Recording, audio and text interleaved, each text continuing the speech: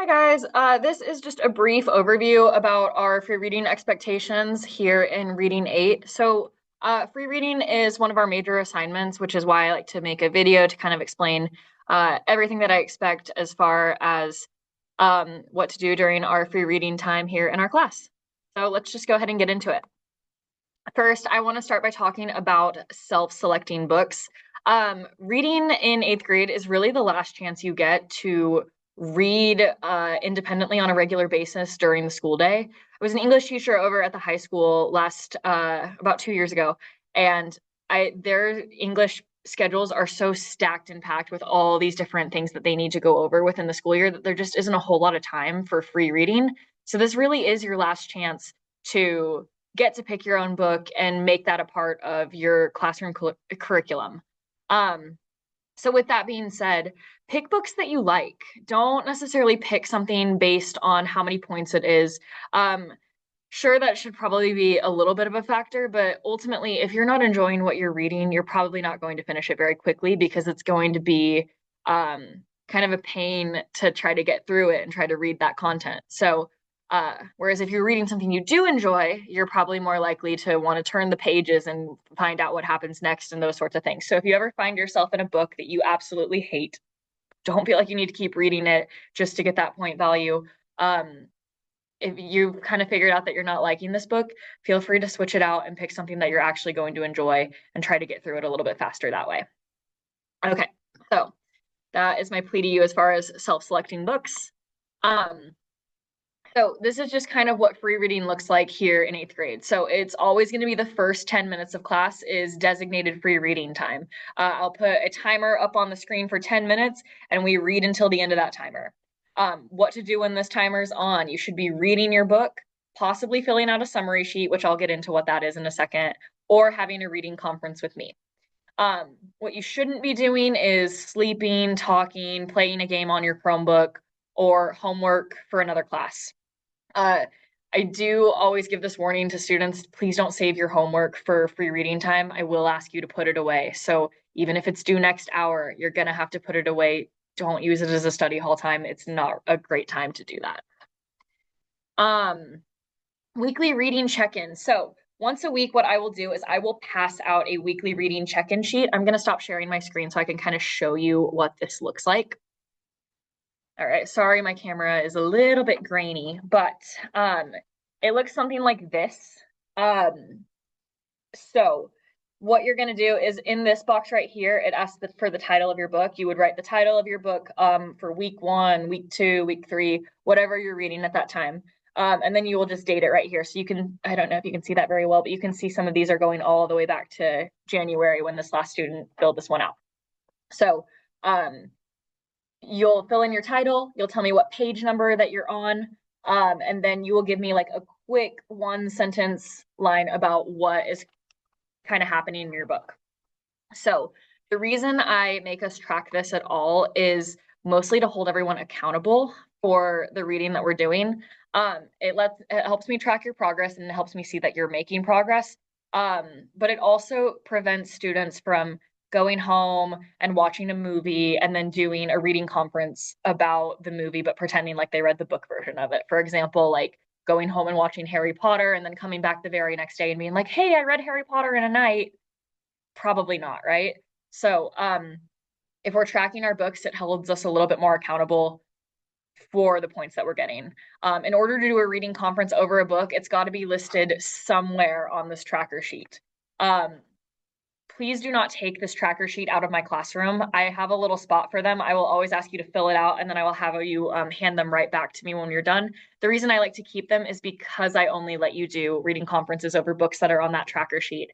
And if you lose your tracker sheet halfway through a book, we've lost a lot of evidence that you've been reading that book. So it's always in your benefit to keep the tracker sheet in my classroom rather than me having to print you a brand new one on like week 7 or 8 when you no longer have all those different books that you've been reading at that point. Okay, so that's the tracker sheet. Reading conferences. So what are these things I keep referring to as reading conferences? This is how you get points for all your free reading time. So whenever you finish a book, you're going to ask me for something called a summary sheet. The summary sheet, I'll show you one on the screen in just a second, but it's basically a one-page worksheet that asks you to fill in some answers about the books that you're reading. So it's going to ask you questions like, what was your favorite part? Who would you recommend this book to? Those sorts of questions like that. And then at the bottom of the summary sheet, it asks you to write a one-paragraph summary, just that roughly outlines the plot of the book that you just read. So I had a lot of students last year that would write every single plot point down and then flip it over and use the back of it. You don't need to do all of that. I mean, you can if you really want to, but for the most part, if you just give me a quick paragraph, a quick overview, we can kind of talk about the rest of the plot and we can save your hand from cramping up so much. But yes, you're going to fill out this summary sheet. The reason I make you do this summary sheet isn't because I love to assign busy work. It's because it helps me get a broad overview of what questions I should be asking you during our conference. That way I have a kind of an idea of what your book is about, and that way I'm not wasting your time with useless questions. So you fill out this sheet, then you're going to sign up on the sign up sheet that is behind me. It's in this leafy border next to our agenda in our classroom, next to the Kansas flag. I'm sure you've seen it at this point, but you sign up on this laminated sheet behind me. Sign up during your hour, okay? So you're going to notice that for your hour, there's going to be a 1 and a 2 spot. If you're in the 1 spot, you are guaranteed to go that day. If you're in the 2 spot, you might be able to go that day, but we might push you to tomorrow, just depending on how much we get through in the 10 minutes. So even if there's somebody who's already in the 1 spot, do sign up for the 2nd spot as well, because it guarantees you for the next day, just in case. So once you do one of these conferences with me, that's when you get points for your book. Points are based off of something called AR points. If you were in Goddard a couple of years back, you probably remember the AR system with the testing and all of that stuff. We've done away with the tests, but we still use the point values of the different books just because they're solely based on Lexile level. We want to do this so that we're not scoring, something like Romeo and Juliet as high as something like Diary of a Wimpy Kid, just because one of them is way more challenging than the other. So how you can see how a book has AR points is by looking at the inside cover of it, especially if it's from the EMS library. So if you got a book from the EMS library, you can open it up and you're going to see some type of sticky in it. This camera is really grainy, so it's going to be hard for you to see, but in here it says something along the lines of 9 points. So just look for something that ends in points. So right there, it says it's 9 points. It says it's a fiction. So yeah, if I read this book, I would be able to get 9 points for this assignment. If you are reading something that isn't from EMS's library, we can totally still do that for your reading conferences. It just means that we have to assign a point value to it, which is not a big deal. All I will do at that point is look up the Lexile level and try to gauge what we should assign that book based off of other books in our library. So the other thing I say to students as far as like bringing their own books from home, or maybe using one of my books from the library, our classroom library that doesn't have an AR sticker on the inside, you're more than welcome to. I do want your parents' permission as far as like knowing what you're reading and that sort of thing. So if you do want to read an adult book or something that's a little bit more, something that you wouldn't just find in EMS's library, as long as your parents are okay with you reading it, I'm okay with you reading it and doing it for some points as well. If you come across some not so school appropriate content in an adult book, what I'm going to ask you to do during our reading conferences is to try to avoid that content, since we probably shouldn't be talking about those sorts of things in class. If we run into a topic that's not so PG, I will just ask us a different question and kind of divert our conversation back to more of the plot and what was going on and things that we can't talk about. And again, that's kind of up to your parents if they want you to be reading those adult books or not. It's up to you. It's up to them if they're buying them for you and if you're reading them in here and that sort of thing. But yeah, that's kind of my rule of thumb as far as that goes. Okay, I told you about the summary sheet questions. This is just a quick glance at them. I have one right here as well. So it's just a sheet of paper. You fill it out and then give this to me when you sign up for your reading conference. In total, you need 15 AR points each quarter to get full credit for free reading time here in Reading 8. So like this book right here is 9. I would need another 6 points after reading this one to get my full 15 points to have a 100% on this free reading assignment. We do have a rule here. It's not my favorite rule, but nevertheless, we persist. Only half of your points may be earned from books that have been turned into movies. So 7 points. If it's Harry Potter, since that's a movie as well as a book, 7 points. Hunger Games, 7 points. Regardless of what AR says, I have to keep it at 7. The reason I do this is because that's only half your points, and it's going to force you to read another book to get the rest of your points. That way I can guarantee that we at least read one book, rather than, I watched the movie, I was able to fool Miss Mann in the reading conference, and I got 7 points. Not that anyone would ever do that. However, it's just a precaution that I use as we go through this. Yeah, if it's a movie, it's 7 points, and you can only do one of those a semester just because you're not going to get your other points if you're doing movies constantly.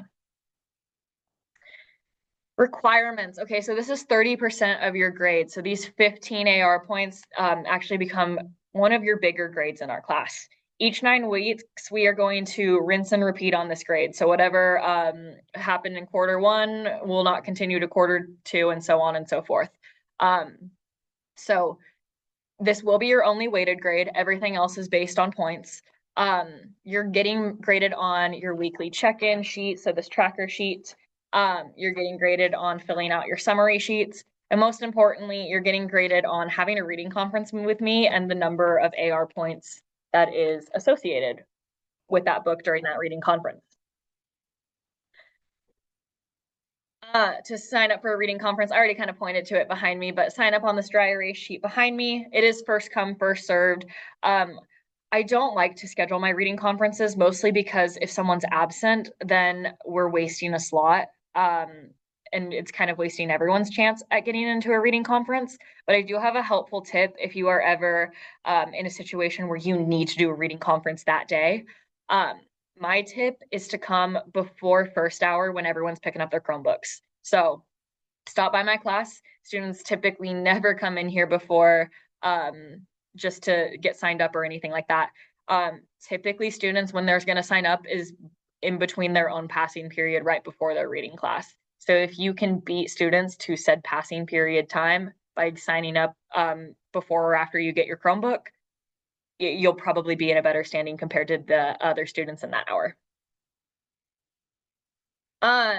So in summary, read a book that you enjoy. Don't worry so much about AR points. Fill out a summary sheet just to ensure that I know, that I know kind of what we're going to be talking about going into this. It just gives me a brief overview, so I'm not asking you silly questions. Have a reading conference with me. Our conferences should take 5, max 10 minutes. It's just going to be a chat about your book. I'm simply looking to see that you understand your book. I swear I'm not interrogating you about every single detail of your book. It's just more of I want to see that you understood and comprehended what you read, and that you have like a basic understanding. And then finally, you get points. So you get AR points awarded to you for the book that you read. So remember, you can only get 7 of those points each quarter for a book that has become a movie or a TV show, just because it's very hard for me to prove if you watched the movie or if you actually read the book. So one more thing I'd like to add before I wrap this up. The way I kind of track these grades as we go throughout our quarter is during weeks 1 through 7, I don't like to put this in Skyward at all, just because if I put it in Skyward right now, everyone would have a 0 at this point since we're in week 1. So if I put it in Skyward right now, you guys would all see your grades drop, you wouldn't be able to do sports, you'd be in trouble with your families, that sort of thing, and I would hate for that to be the situation. However, I don't like it to be a big surprise at the end either. Week 9, I come in with this 30% grade and say, oh, so sorry, now you can't improve it. So what I do is during week 7, so 2 weeks before the end of quarter, I will put your grades into Skyward with that 30%. when I do this, I'm going to email everyone's families letting them know that I've done this. It does not mean that that is your permanent grade on free reading. It means that you have 2 more weeks to get as many AR points and increase that score as you possibly can before the end of quarter at week 9. And I tell your families this as well. I actually attached this video that you're watching so that they can see this as well and they know all the same expectations that you guys have just heard. So if you have any questions about any of that sort of stuff, please let me know. Please email me. Thank you for watching, and let's have a great quarter.